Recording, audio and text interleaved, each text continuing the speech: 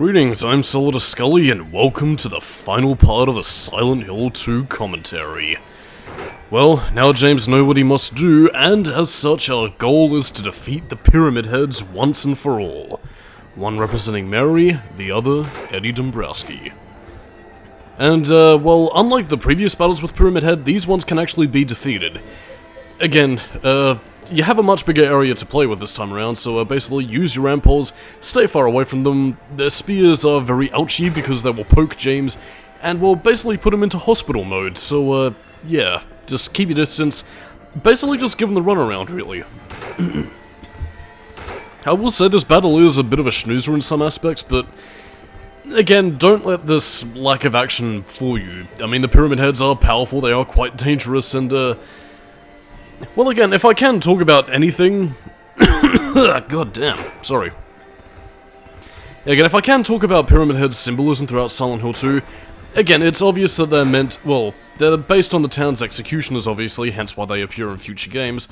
But at least what they mean to James in Silent Hill 2's context is that, again, as creatures, they're meant to be James's guides, so to speak. Again, they reflect his journey, and again, again, as I pointed out throughout the commentary, you pick up Angela's knife, they have the Great Knife. Again, they continue to kill James all throughout the commentary, reflecting his guilt and desire for death. And again, like, I mean, Pyramid Head is used masterfully, and again, while later games in the series have admittedly kind of abused his imagery for cheap fan service points, like, I kind of brought this up jokingly beforehand, but like, the whole fucking Dead by Daylight and, I forgot what other fucking franchise it was. It was like the Deception something or other, but I don't know. The point is, Silent Hill 2 used Pyramid Head really well. The rest of the series, not so much. And I mean, really, Maria's constant deaths. Again, this is pretty much just James fighting back, and you might notice a lot of the game also had James descending down objects, jumping down holes. This time around, however, James is gonna be going up. So, yeah. He's finally rising up to kick some ass. You'll generally know when you're done fighting the Pyramid Heads when they walk into the center and basically will just die, because he doesn't need them anymore. But, yeah, that really depends on how much damage you inflict upon them, and, well, again, hence the run around and just giving the Pyramid Head the old round and round spin, their spears round and down. Once again, you can also get their spears in the labyrinth area if you feel so inclined, but yeah, now that they're all finished with, I just decided to go, whoa. Also, I believe this is the one instance in the game where they legitimately refer to this creature as, well, Pyramid Head. Like, I mean, throughout the rest of the game, it doesn't really have a name. Like, I mean, James calls it the Red Pyramid Head, the Red Pyramid thing at one point. I believe it's just otherwise known as the town's executioner, but yeah, Pyramid Head. Hence where it got its name, and I guess it's stuck for its simplicity's sake, so But of course, since we have pretty much no other business, I would recommend you save, because again, if you continue onwards and happen to die at the next boss fight, yeah, doing all that again, including the Pyramid Head fight. So, yeah, for security and safety's sake, just, you know, make sure you have a save of the game and, heal up, because beyond this point lies the final boss, and, well, that's got a certain caveat of its own. A lot of this part is taken up by cutscenes that I am gonna more or less let play out, but no, don't worry, I will have bits and pieces of things to say throughout, but I don't know. I think a lot of the game, symbolically and everything else, speaks for itself, but first, vengeance. Well, again, since they probably have, like, a quicker reaction timing when they're using their spears, I don't really know what would happen if you use the Great Knife on them, like, during the active battle. I guess maybe they might possibly take a lot more damage if you happen to get a good overhead strike on them, but I can't say for certain. It might be something for a future playthrough to help illustrate, but again, for the time being, let's progress onward. Put in the quail egg. And onwards to the nowhere portion. The only real nowhere portion we really have here, because we're leaving the hotel at this point, and, that's about it. Notice that face, resembles Mary right there. Just a nice little detail that I wanted to point out. But yeah, once we leave those doors, we are in nowhere, and now here. But I mean, like, all that aside, it's really just progressing almost with plot at this point. There is no real nowhere segment akin to Silent Hill 1, but again, we do have a little bit of it. The rest of the hotel's cordoned off, and well, I'm gonna let you listen to this little hallway conversation because, well, it's quite emotionally charged, so enjoy. Mary? What do you want, James? I brought you some flowers. Flowers? I don't want any damn flowers. Just go home already. Mary, what are you saying? Look, I'm disgusting. I don't deserve flowers. Between the disease and the drugs, I look like a monster. Well, what are you looking at? Get the hell out of here! Leave me alone already! I'm no use to anyone. I'll be dead soon anyway. Maybe today, maybe tomorrow. It'd be easier if they'd just kill me. But I guess the hospital is making a nice profit off me. They want to keep me alive. Are you still here? I told you to go! Are you deaf? Don't come back! James! Wait! Please don't go! Stay with me!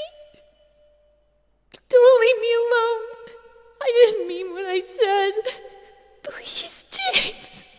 Tell me I'll be okay! Tell me I'm not going to die! Help me!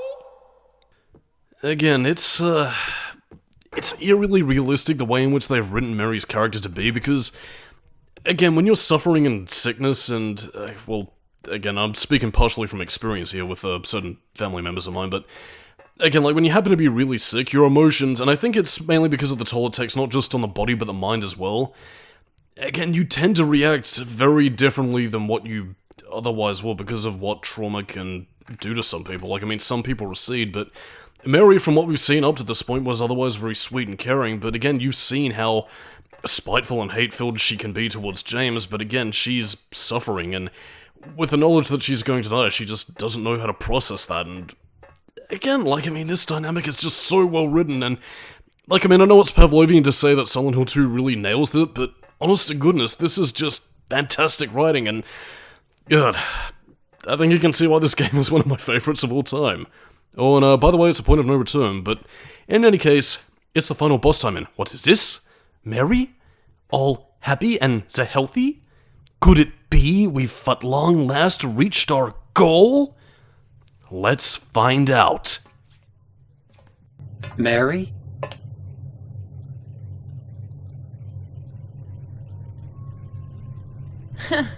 Wrong again. Mary's dead. You killed her. Maria? Maria, I'm done with you.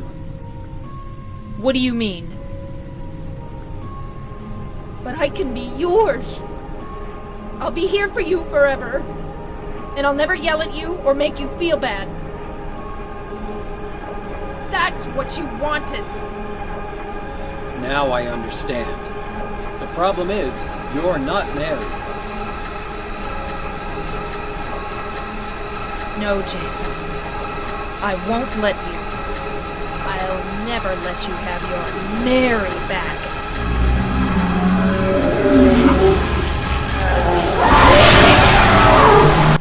The dialogue exchange right before Maria transforms into, well, her final boss incarnation is indicative of what sort of ending you're gonna get ahead of time, so pay close attention to that. But in the meantime, final boss of the game, Maria. And now in a more advanced version of the Flesh Lips boss fight.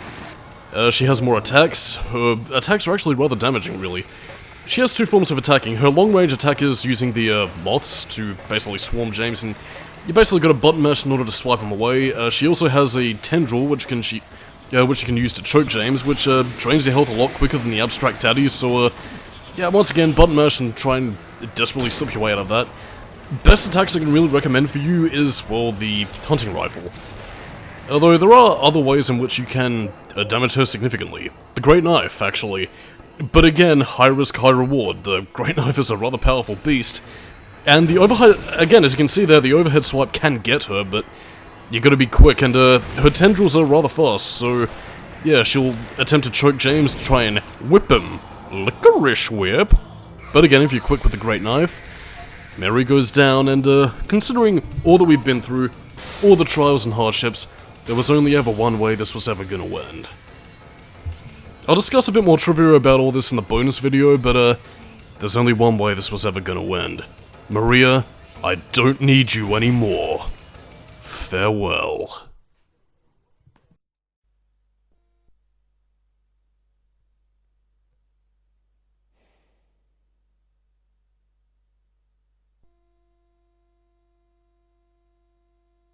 Mary?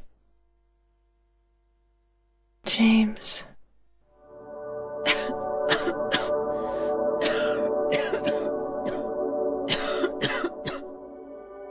Forgive me. I told you that I wanted to die, James. I wanted the pain to end.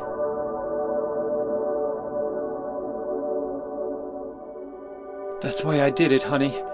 I just couldn't watch you suffer.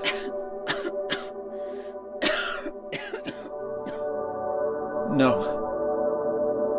That's not the whole truth. You also said that you didn't want to die. The truth is, part of me hated you for taking away my life.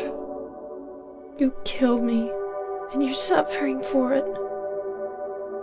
It's enough, James.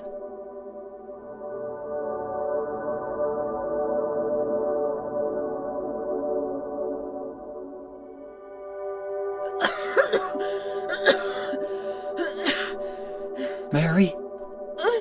James. That bit of dialogue also does change depending on what sort of decisions you make. It also clues you into what sort of ending you're gonna get. If you're going for the leave ending, what Mary says right there is that, James, that you need to move on with your life. There are a few, well, actually no, there are only really two variants here. Again, you're gonna be seeing the ending we're gonna get in a second, but in terms of anything else, the dialogue does change significantly depending on what actions you performed and what ending you're going for. And again, if you've been paying attention up to this point, yeah, I think it's quite obvious what ending we're gonna get, and even to this day, it does still kind of get me, but again, you've got Mary's full letter that's gonna be read shortly after this, and well, I'll talk about it later, so enjoy the final cutscene of the game, and I'll talk about final thoughts in the end credits. Now I understand the real reason I came to this town. I wonder, what was I afraid of? Without you, Mary, I've got nothing.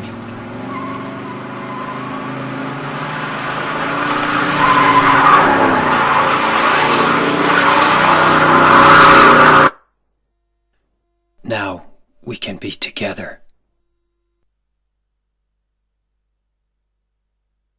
In my restless dreams, I see that town. Silent Hill. You promised you'd take me there again someday, but you never did. Well, I'm alone there now, in our special place, waiting for you. Waiting for you to come to see me. But you never do. And so I wait, wrapped in my cocoon of pain and loneliness. I know I've done a terrible thing to you. Something you'll never forgive me for. I wish I could change that. But I can't. I feel so pathetic and ugly laying here, waiting for you. Every day I stare up at the cracks in the ceiling, and all I can think about is how unfair it all is. The doctor came today. He told me I could go home for a short stay. It's not that I'm getting better. It's just that this may be my last chance. I think you know what I mean. Even so, I'm glad to be coming home. I've missed you terribly. But I'm afraid, James. I'm afraid you don't really want me to come home. Whenever you come see me, I can tell how hard it is on you. I don't know if you hate me or pity me, or maybe I just disgust you. I'm sorry about that. When I first learned that I was going to die, I just didn't want to accept it. I was so angry all the time, and I struck out at everyone I loved most. Especially you, James.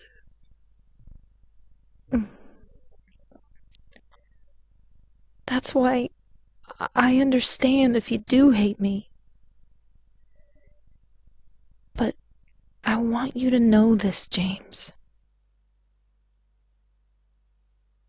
I'll always love you.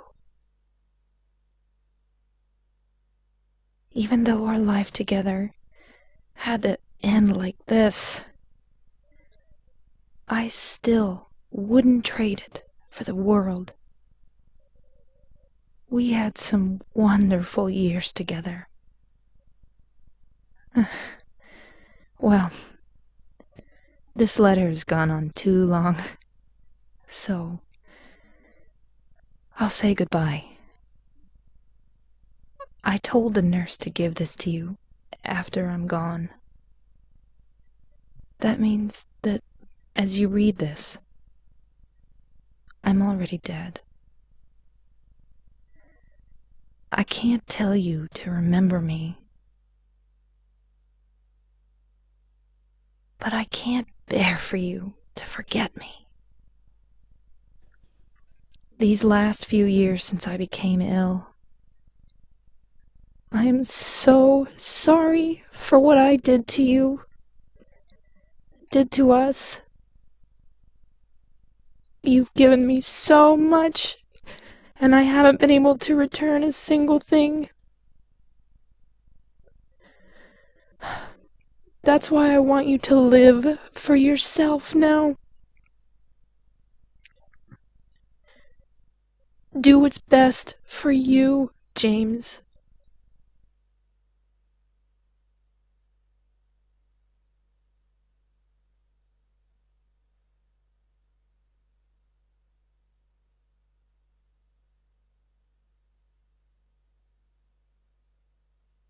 James, you made me happy.